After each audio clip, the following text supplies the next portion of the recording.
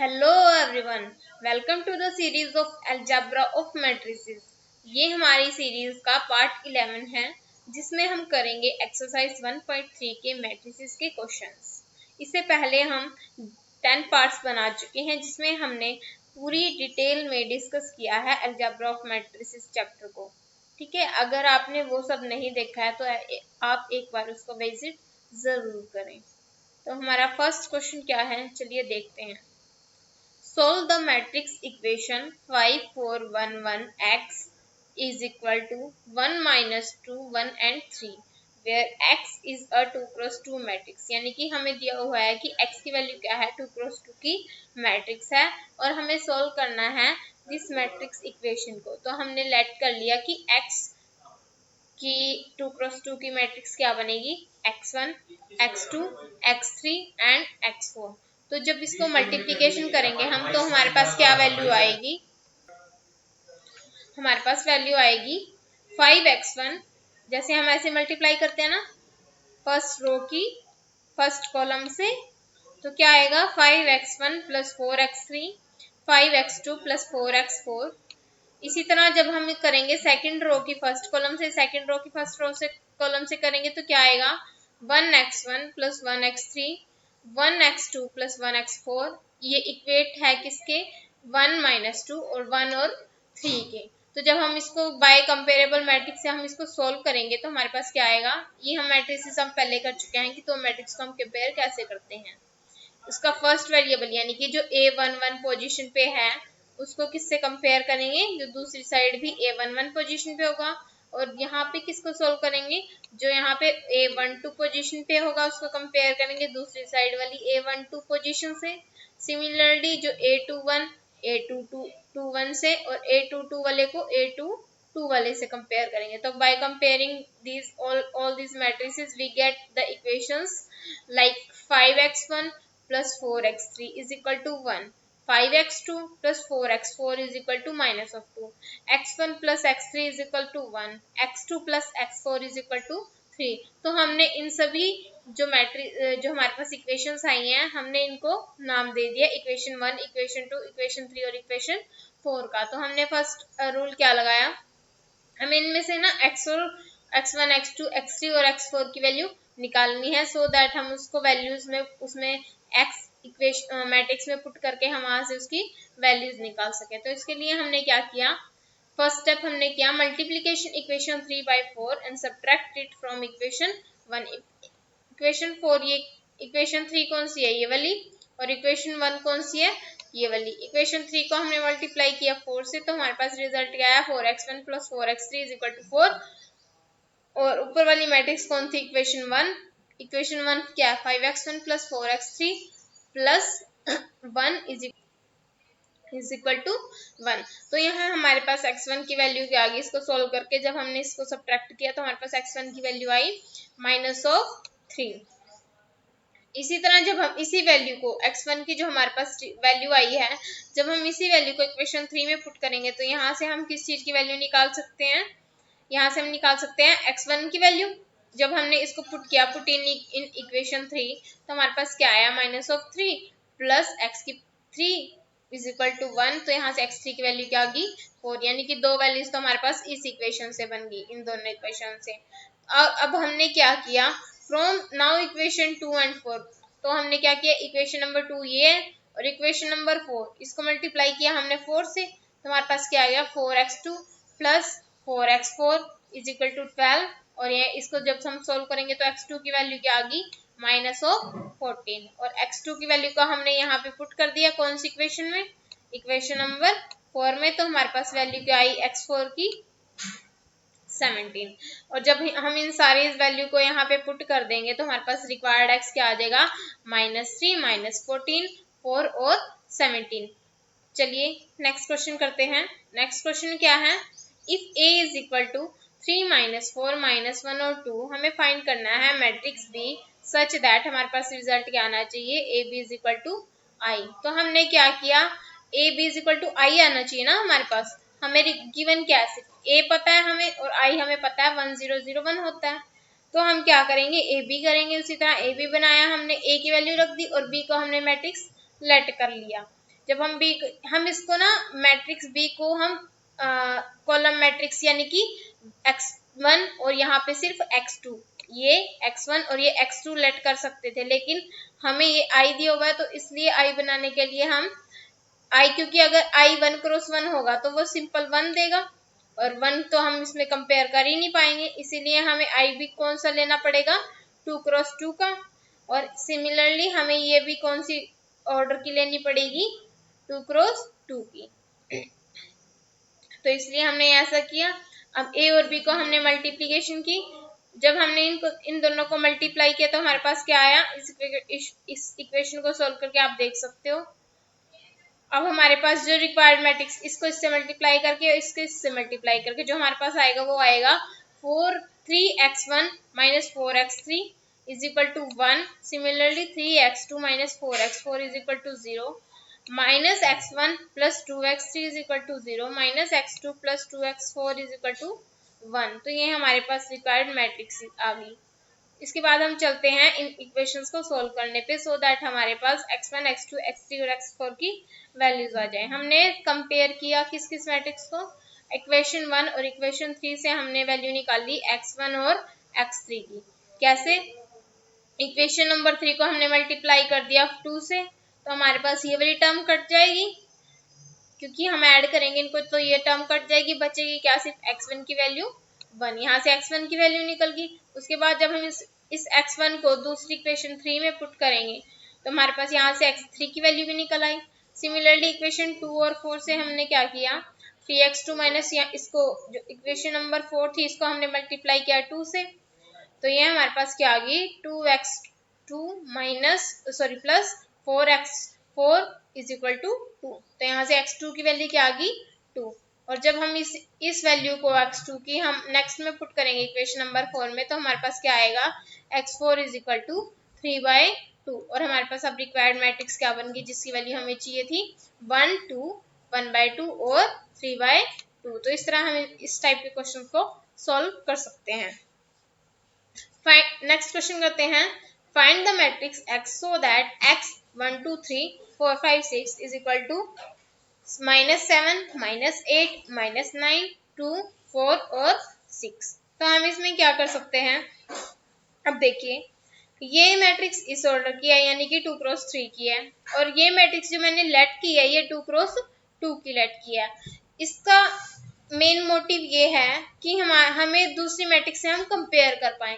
अगर हम 2 क्रॉस 3 की मैट्रिक्स लेंगे तो हमने पीछे पढ़ा था कि जब हमारे पास मान लो ये 2 क्रॉस 2 की मैट्रिक्स है, ठीक है, और ये हमारे पास 2 क्रॉस 3 की मैट्रिक्स है, ठीक है, तो ये मैट्रिक्स मल्टीप्लाई कब हो सकती हैं, जब ये वाले दोनों सेम हों और इनका जो रिजल्टेंट मैट्रिक्स होती है वो इन दोनों को ये वाले दोनों ऑर्डर आते हैं जो बाहर वाले होते हैं, ठीक है। तो जब हम इनको कंपेयर करेंगे तो ये 2 क्रॉस 3 की बनेगी और हमें चाहिए भी किसकी 2 क्रॉस 3 की। तो हमारे पास रिजल्ट कैसे आता था कि इसका जो फर्स्ट वाला होगा यानी कि इसकी जितनी रो होगी और इसके जितने कॉलम्स होंगे तो हमारे पास रिजल्ट मैट्रिक्स भी उसी ऑर्डर की आएगी। तो अगर हम इनको मल्टीप्लाई करके देखें तो हमारे पास रिजल्ट कितने ऑर्डर की आई 2 क्रॉस 3 की। लेकिन अगर हम इसको भी 2 क्रॉस 3 की बना देते मैट्रिक्स को और इसको भी 2 क्रॉस 3 की, तो हमारे पास यही सेम न होते, जिसके सेम होने के कारण हम मल्टीप्लाई कर सकते हैं, ठीक है।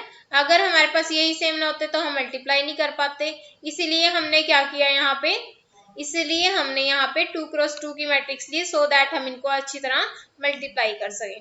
और जब ये मल्टीप्लाई होंगे तो हमारे पास रिजल्ट मैट्रिक्स का ऑर्डर भी क्या आना चाहिए 2 क्रॉस 3। रिजल्ट मैट्रिक्स का ऑर्डर क्या आया 2 क्रॉस 3, इसीलिए हमने यहाँ पे 2 क्रॉस 2 की मैट्रिक्स को इसे मानना है और यहाँ पे मानना है 2 क्रॉस 3। ये आपको पेपर में भी ध्यान रखना है। इस तरह के इस तरह के जो क्वेश्चंस हैं वो कॉम्पिटिटिव एग्जाम में भी आते हैं कि अगर किसी मैट्रिक्स का ऑर्डर 2 क्रॉस 2 है और दूसरी मैट्रिक्स का ऑर्डर 2 क्रॉस 3 है तो क्या उनकी मल्टीप्लिकेशन पॉसिबल है।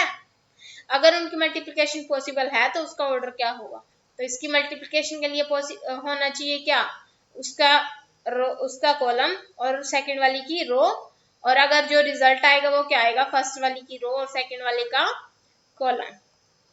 तो चलिए नेक्स्ट करते हैं, इससे आगे सॉल्व करते हैं इसको। तो ये हमारे पास जब हमने मल्टीप्लाई की इसको तो क्या आया, x1 4x2, x1 2x1 और 5x2 3x1 6x2। इसी तरह जब हम इसको सोल्व करेंगे तो ये हम बाय कंपेरेबल मैट्रिक्स हम इसको कर सकते हैं कंपेयरिंग करके। तो हमारे पास x1 x2 और x3 x4 की वैल्यू यहाँ से हम निकाल सकते हैं, जैसे कि हमने पिछले क्वेश्चंस में किया था। आप इसको एक बार देख सकते हैं इजीली पॉज करके। तो चलिए हम चलते हैं अपने नेक्स्ट क्वेश्चन की तरफ। ये यहाँ पे इसको कंपेयर किया हुआ है हर एक वैल्यू को, और हमने x1 x2 x3 और x4 की वैल्यू निकाल ली हुई है। इन दो से हमने x3 और x4 की वैल्यू निकाल ली है। जब आपके पास ये वैल्यू आ जाए x3 और x4 की, तो आप इस इक्वेशन में दोनों वैल्यूज को पुट करके देख सकते हो कि आपकी वैल्यू सही आई है या नहीं आई। ठीक है, आप यहाँ पे इसमें पुट करके देख सकते हो कि आपकी वैल्यू सही आई है या नहीं आई। अब चलते हैं हमारे नेक्स्ट क्वेश्चन की तरफ।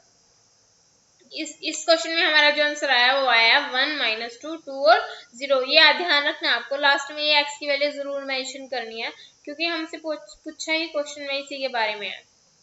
तो हमारा नेक्स्ट क्वेश्चन है, find the value of x such that. हमें क्या क्या इक्वेशन दी हुई है, 1 1x 1 0 2 0 2 1 2 1 0 और साथ में दिया हुआ है 1 1 1।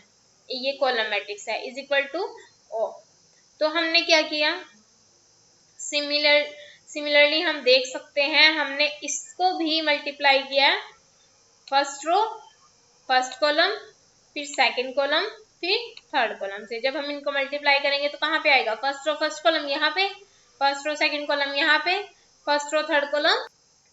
तो ये हमारे पास लास्ट में क्या आ जाएगा, यहाँ पे 1 1 1 यानी कि कॉलम मैट्रिक्स। उसको हम एज इट इज रखते हैं, क्योंकि एक बार में हम सिर्फ दो मैट्रिक्स की ही मल्टीप्लिकेशन कर सकते हैं। तो जब हमारे पास ये रिजल्ट आया तो हम रिजल्ट निकाल सकते हैं 2x + 1 2 + x और 3। और मल्टीप्लिकेशन में हमारे पास क्या है, 1 1 1 की रो कॉलम मैट्रिक्स, यानी कि जिसमें एक ही कॉलम होता है।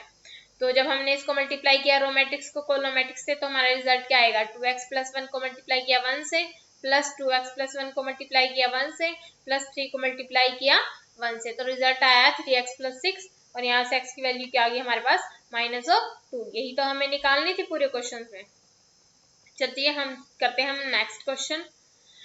नेक्स्ट क्वेश्चन है हमारा a = 0 0 4 0। हमें फाइंड करना है a की पावर 16। अब देखिए a की पावर 16 देखने में कितना बड़ा लग रहा है, लेकिन जब हम इसको सॉल्व करेंगे तो हमारे पास सेकंड जब हम मल्टीप्लाई करेंगे तो उसमें ही हमारे पास क्या आ जाएगी, जीरो मैट्रिक्स आ जाएगी।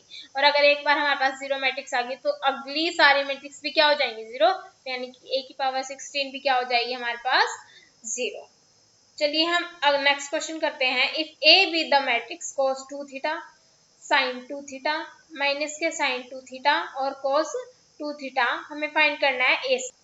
तो हमने क्या किया, a इंटू a, यही होता है इसके बेस सेम पावर्स है, cos 2 theta sin 2 theta minus sin 2 theta और cos 2 theta, cos 2 theta sin 2 theta minus sin 2 theta और cos 2 थीटा। चलिए मल्टीप्लाई स्टार्ट करते हैं, cos 2 थीटा की cos 2 थीटा से, प्लस sin 2 थीटा की माइनस sin 2 थीटा से, तो मल्टीप्लाई करके माइनस sin स्क्वायर 2 थीटा। ठीक है, अब cos 2 थीटा की sin 2 थीटा से, प्लस sin 2 थीटा की cos 2 थीटा से। तो ये हमारे पास रिजल्ट क्या है, cos 2 theta sin 2 theta cos 2 theta और sin 2 थीटा। इसी तरह जब हम माइनस sin 2 की करेंगे cos 2 से, और cos 2 थीटा करेंगे माइनस sin 2 थीटा से। अब चलते हैं आगे, cos 2 थीटा करेंगे माइनस sin 2 थीटा की करेंगे sin 2 थीटा से, और cos 2 थीटा की करेंगे cos 2 थीटा से। तो हमारे पास क्या आएगा, माइनस के sin स्क्वायर 2 थीटा और cos स्क्वायर 2 ऑफ थीटा। ये एंगल्स हैं, ध्यान रखना है। अब देखो हमारे पास एक ये ना फॉर्मूला होता है कि cos square theta minus sin square theta, इसकी वैल्यू क्या आती है, cos ऑफ 2 थीटा। अब यहाँ पे एंगल क्या है, ऑलरेडी 2 थीटा है, और यहाँ पे भी एंगल क्या है, 2 थीटा। लेकिन जब हम फॉर्मूला करते हैं तो हमारा एंगल क्या होता है, थीटा। यहाँ पे भी थीटा, तो इसका एंगल क्या हो जाता है, डबल। लेकिन यहाँ पे तो ऑलरेडी 2 एंगल ये है, हमें ये नहीं देखना कि यहाँ पे 2 थीटा है या नहीं, हमें ये देखना है कि उसका एंगल कितना है। मान लो अगर यहाँ पे 4 होता तो आप एंगल में क्या करते, 4 ऑफ थीटा करते और उसका डबल करते। तो इसी तरह इस क्वेश्चन में भी क्या होगा, कोस square theta minus sine square theta, और इसका क्या बन जाएगा, कोस 2 थीटा। मतलब जो पूरे थीटा की वैल्यू है, यहाँ पे थीटा की वैल्यू क्या है, 2 ऑफ थीटा। अब देखो इन दोनों को ऐड करेंगे तो दोनों सेम टर्म्स हैं, तो 2 of cos theta sine theta, और ये दोनों को माइनस कॉमन ले लेंगे तब ऐड करेंगे, ये क्या बन जाएगा, 2 कोस थीटा साइन 2 थीटा। और ये भी कौन सा फॉर्मूला बन गया, cos square theta minus sine square theta is equal to cos 2 theta. अब देखो यहाँ पे कौन सा फॉर्मूला लग रहा है, 2 भी है, इंटू में साइन भी है, इंटू में कोस भी है, और एंगल भी सेम है। एंगल सेम होना मस्ट है, वरना ये फॉर्मूला नहीं लग पाएगा। तो 2 साइन थीटा कोस थीटा क्या होता है, साइन 2 थीटा। तो हमने यहाँ पे भी फॉर्मूला लगा दिया है कि हमारा रिजल्ट क्या आएगा, जब साइन 2 ऑफ थीटा करेंगे तो क्या आ जाएगा, साइन 4 थीटा। इसी तरह ये क्वेश्चन सॉल्व हो जाएगा। अब देखो cos 4 थीटा, यहाँ sin 4 theta, minus of sin 4 theta, और यहाँ पे cos ऑफ 4 थीटा, तो ये हमारे पास रिजल्ट आ जाएगा। ये हमने यहाँ तक रिजल्ट कर लिया। चलिए हम बाकी सारे क्वेश्चंस नेक्स्ट वीडियो में करते हैं, देखते हैं।